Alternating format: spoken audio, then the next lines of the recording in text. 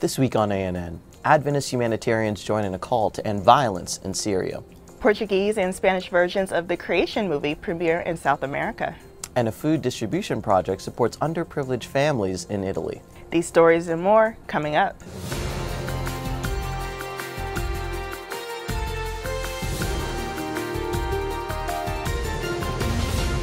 This is ANN, a service of the Seventh-day Adventist World Church. Thanks so much for joining us this week. First in the news, the Adventist Church in Puerto Rico is challenging communication and tech professionals to look beyond church walls and local communities when sharing the church's message of hope and healing. Adventist leaders in the Caribbean island nation say a network of communicators empowered by the creative use of technology is key to expanding the mission and ministry of the church. At a recent event in Ponce, church communication leaders offered training on photo editing, web design, video editing, news writing, social media, and more. The event helped raise awareness of the role that communication and technology can play in evangelism. The Adventist Church's television network recently launched a new channel in northern Brazil. Adventist media officials say Hope Channel Belém could reach a potential audience of 2 million people. In the middle of the Amazon lies the city of Belém. It's an old city, established almost 400 years ago, but today it is being revived. Belém, a metropolitan center in the northern part of the Amazonian rainforest, is now providing Hope Channel to more than 2 million of its residents. We can be sure that Novo Tiempo will help us spread God's message and that of the Second Coming. Starting in the beginning of March, 3 celebrations marked a new start for this Brazilian city. The main focus was celebrating the 19th year of Hope Channel Radio in Belém and the 25th year of the radio station in Brazil. The streets in the city were closed off. Hundreds of cars, buses, and motorcycles shared the road with almost 10,000 people, all celebrating and raising awareness of Novo Tempo's arrival. Not even the rain could stop these people from coming down to the streets to hear about Novo Tempo's arrival. This channel will make a huge difference in people's lives here, right? A lot of people will learn about Jesus, will learn about his love for us, and will await his second coming, thanks to the Hope Channel. To celebrate Novo Tempo's arrival, a fair was set up at the Hangar Convention Center. Local authorities attended the event to help welcome Novo Tempo. Being able to watch programs with excellent quality through Novo Tempo, or even over the radio, is a gift. It is all done with excellent standards and with high priorities. I myself am a Hope Channel viewer and longtime listener of the radio station.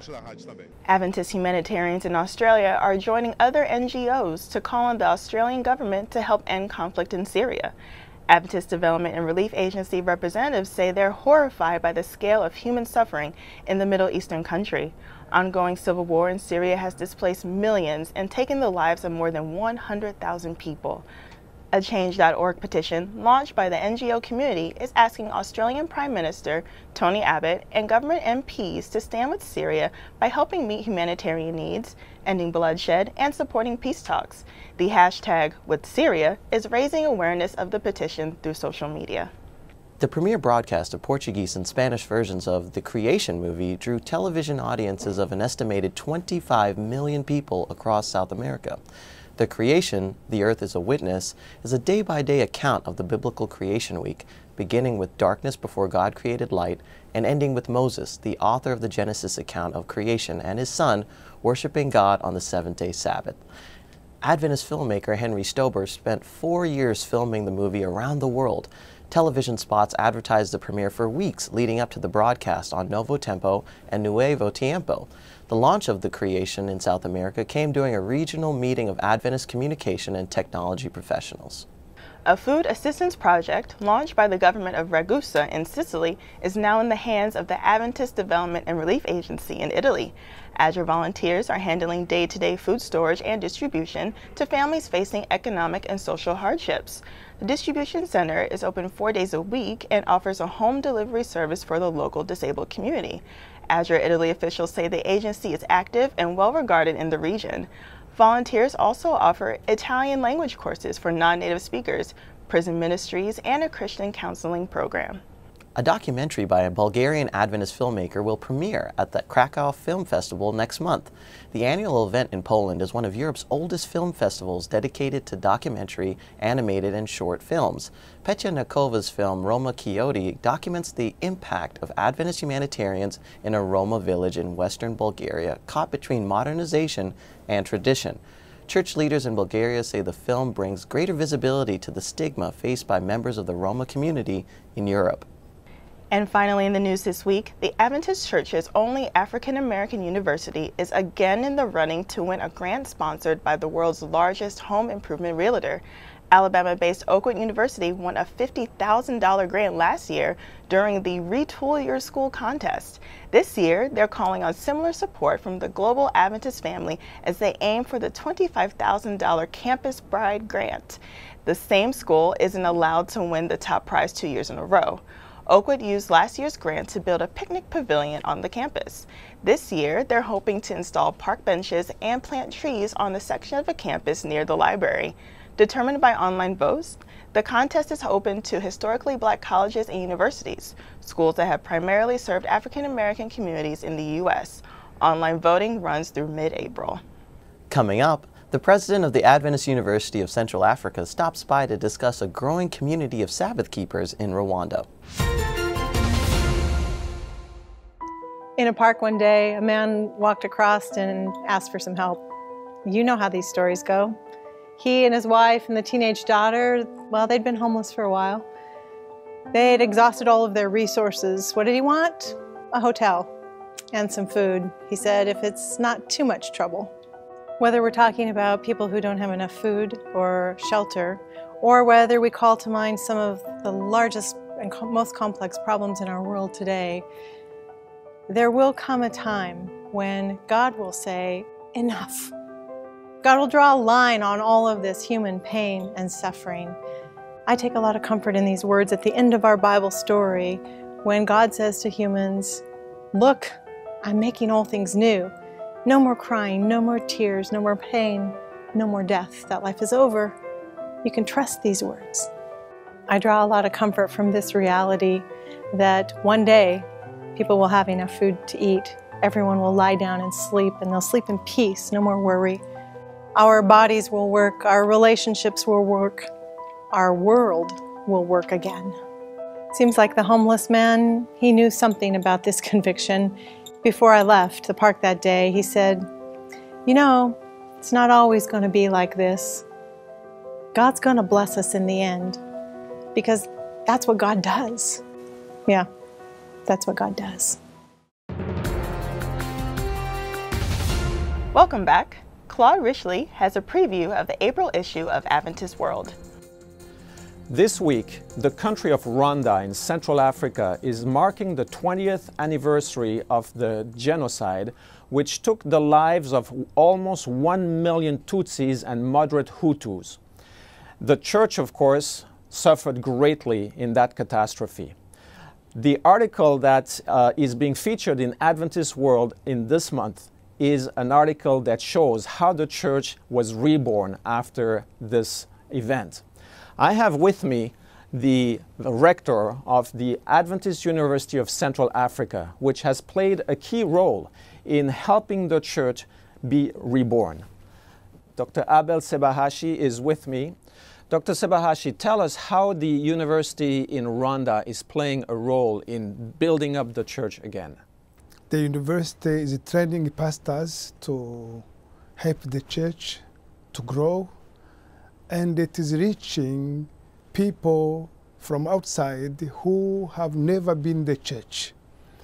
It is providing an Adventist philosophy of education, which is a value-based education centered on Christ.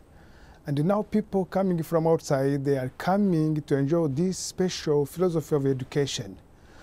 Now, we have more pastors, and we are reaching people from outside. And now church is known within the government, and the windows and doors are opened widely for the church. Thank you, Dr. Sebahashi, for joining me here. And for those of you who are interested in learning about this very, very fascinating story, go to Adventist World at www.adventistworld.org. Thank you. Thank you. Now let's turn to Alberto Tim for this month's feature from the White Estate. Some people ask if Ellen White would qualify to be a theologian. Well, first we have to define what to be a theologian actually means. If theologian is somebody that really goes into deep technical study of the Bible, then Ellen White probably would not qualify. But if we consider from a different perspective, I think that she would be even more than a theologian. She uses a prophetic use of Scripture in the sense that she was able to come to the same model, close to the same model that the New Testament writers used, the Old Testament, with a little bit more of freedom. And I think that she has two great contributions that she was able to do for the theological world. First of all, she was able, as a prophet, to see behind the scenes what a regular person would not be able to do. And the second one, she has glimpses into the intentions of people. And this is something that we are not able to do. But she was being able to come up with it under the guidance of the Holy Spirit. So we have a rich mind of glimpses, truth, and even this great controversy framework in her writings. This month's ANN book review comes from Science Publishing, based in Australia. Author Kylie Stacey has a preview of Playful Worship, a guide for helping young children experience the joy of worship at home and church. One day I was sitting in my 2-year-old son's Bible class at church. Imagine 2 rows of little red chairs and all the mum and dad sitting behind. Some were reading, others were chatting together. My little son had no interest in keeping his bottom on that little red chair. I could see the teacher getting frazzled. I became embarrassed but unable to help him from where I was, and this continued week after week after week. I began to ask myself the question, is this what it looks like to teach our children about Jesus? It dawned on me that day that we needed a new way. So my husband and I decided to bite the bullet. We all plonked onto the floor together and worshipped together, and we started to call this Playful Worship. Parents are now experiencing the joy of worshipping with their children together. Imagine tickle songs, bouncing games, massage rhymes, cuddle songs, and lots more. The children benefit through the special bonding time with their parents. They catch their parents' enthusiasm, and they can enjoy all the songs and activities at home during the week. Children can sense for the first time in their lives the joy of worship. Parents, it's time to get out of the back row. Deuteronomy talks about how it's our role as parents to be that spiritual leader in our children's lives. And through Playful Worship, you can hop into the front row as we worship together.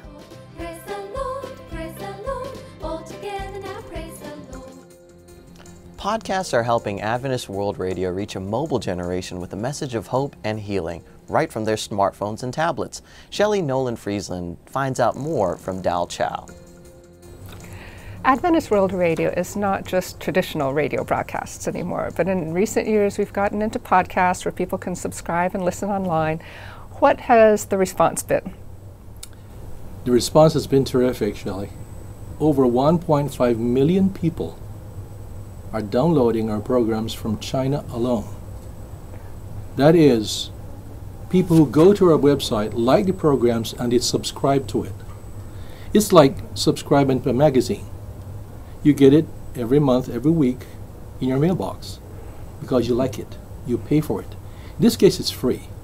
But people like our programs so much, they subscribe to them. We have counted now over 2 million people in China downloading our programs every day. The second country in the world is the United States. People living in America from all over the world tune into our website and access programs in different languages. So the United States is the second country in the world. The third country is France. Unbelievable, but Francis, fourth country is Vietnam. People from these countries speaking those languages are downloading our programs by the thousands every day. So the results have been extremely, extremely promising. This means that besides the traditional radio that we do, we now can reach people in their homes, while they're traveling, even on their cell phone, their smartphones. They can access Adventist World Radio and hear the message in their own language. For those of our viewers and listeners, we invite you to invite your friends to go to our website. Even though you don't speak the language they speak, they can still learn of the message by going to the website, because likely is that we have that language posted. We have over 100 languages to offer to all these people around the world. So the results have been terrific, a great blessing to the World Church, but also to all the communities living in every country of the world. We are so thankful because this method is reaching people otherwise we could not reach. Still ahead, British missionaries bring the Adventist faith to Jordan. But up next, involving kids in decision-making at church.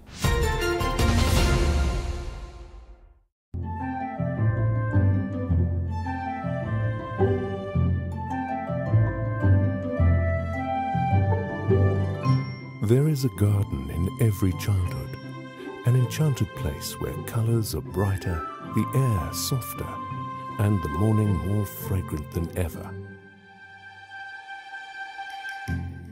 Of all life's seasons, childhood is the most beautiful. Children are the living messages we send to a time we will not see.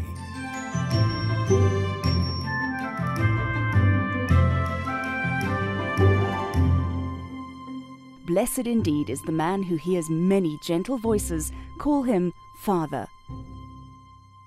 A child can ask 1,000 questions that the wisest man cannot answer.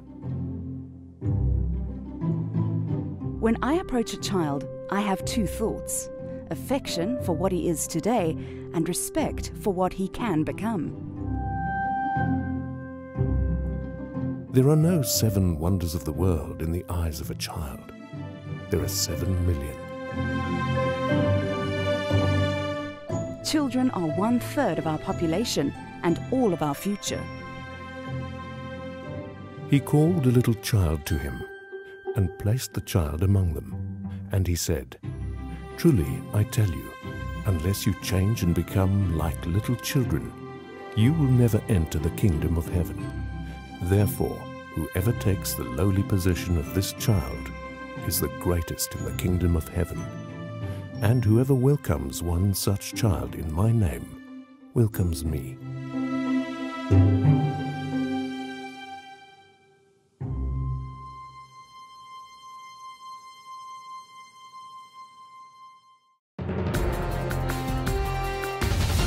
Welcome back. Children's ministry leaders can help groom the next generation of Adventists by empowering young people. Linda Coe explains. There's no greater investment in the future than in our children. In order to create leaders within our church and the community, we need to empower our children to realize their full potential and to use their God-given gifts and talents for service. How could we do that? Well, we need to teach them and show them how. Especially, we need to give them opportunities to be involved in the life of the church, such as maybe getting the kids to read the Bible, say a prayer, lead in a song service, and participate in worship. And this is one way we can get them to be involved. But we need to also allow them to be decision makers in our church programs and in activities. You know, if we enable them to make some plans, execute those plans, and guide them along the way, we are empowering them. Another way is we can train and involve them in serving the community through a variety of projects in which they themselves can decide to do and to plan. Yes, when we empower our children, we give them confidence, skills, and opportunities to be the people they are meant to be by the Lord. The website Font Squirrel collects public domain and open source fonts for free download. On this week's Tech Corner, John Beckett explains how you can use this resource in your ministry.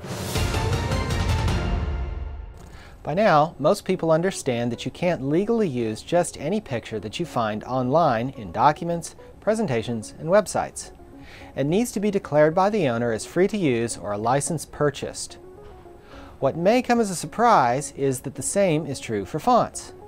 Just because you can find and install a font from the internet doesn't mean it's okay to use it in documents that you create. If you want to add fonts to your computer, a great starting place is fontsquirrel.com. This site has a large collection of font styles, and it has links to their original sources and a copy of their license and usage restrictions. Many of the fonts on this site are available to be used for free. To install a font on your computer, visit fontsquirrel.com. The fonts there are sorted by a variety of different styles and formats. When you see an interesting font, I recommend reading the License tab first. If you find the license acceptable, click on the Download button.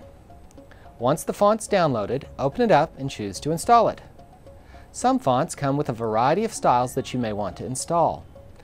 Once the new font is installed, restart your word processor or presentation software to see it as a choice.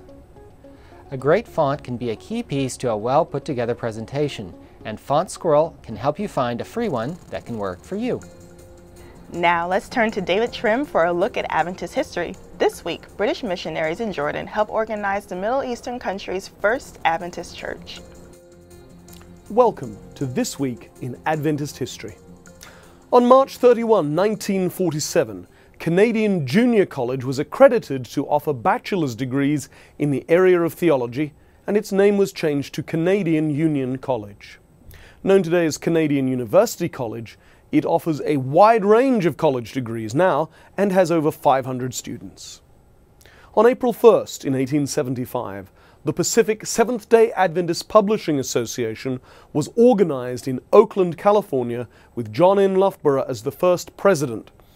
This had happened after West Coast Adventists had raised $19,414, equivalent to over $400,000 today. It was the second Seventh-day Adventist publishing house and the forerunner of today's Pacific Press. 26 years and 1 day later, April 2, 1901, was the first day of the 34th General Conference session held in Battle Creek. This session saw the most significant reorganization in Adventist history, which was partly prompted by Ellen White's address on April 2nd, when she urged, "God has not put any kingly power in our ranks to control this or that branch of the work. There must be a renovation, a reorganization."